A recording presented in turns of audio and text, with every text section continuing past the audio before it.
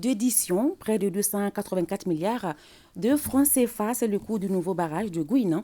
L'infrastructure a été inaugurée ce samedi par le Premier ministre par intérim, représentant le président en exercice de la conférence des chefs d'État et de gouvernement, le colonel Assimi Goïta. C'était également en présence de ses homologues de la Guinée, de la Mauritanie et du Sénégal. Nous vous proposons un extrait de l'intervention du Premier ministre par intérim, colonel Abdoulaye Maïga. Il est au micro de nos envoyés spéciaux, Bourama Traoré, Aliou Touré. Ce jour 3 décembre 2022 est une date historique qui sera marquée d'une pierre blanche dans les annales de notre organisation commune. On fait le sport. En effet, c'est un moment fort dans la vie de notre organisation et qui vient de fêter son cinquantenaire le 11 mars 2022. C'est le lieu de rendre un vibrant hommage aux pères fondateurs de l'OMVS qui, dans un élan visionnaire, se sont retrouvés le 24 mars 1968 à Labé, en République de Guinée, pour approuver le statut général de l'organisation des États riverains du fleuve Sénégal. Cet acte de foi des présidents feu Ahmed Sékou Touré, Modibo Keïta, Mokhtar Ould Dada et Léopold Sédar Senghor a été déterminant dans l'aménagement du bassin du fleuve Sénégal et l'intégration des peuples qui y vivent. Ils ont incontestablement marqué l'histoire du continent à travers la création de l'OMVS.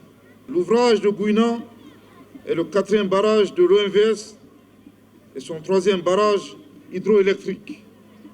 Avec la présente réalisation, l'OMVS vient d'aménager près de la moitié de ses sites de barrages hydroélectriques. Cet ouvrage est considéré comme un maillon de ce qu'on appelle les ouvrages de seconde génération. Ce barrage a une puissance nominale installée de 140 MW et un productible moyen de 607 GWh. Son coût total est d'environ 284 milliards de francs CFA, dont 248,9 milliards de francs CFA financés par Exim Bank de Chine et 34,5 milliards de francs CFA par la Société de gestion de l'énergie de Manantali, la SOGEM.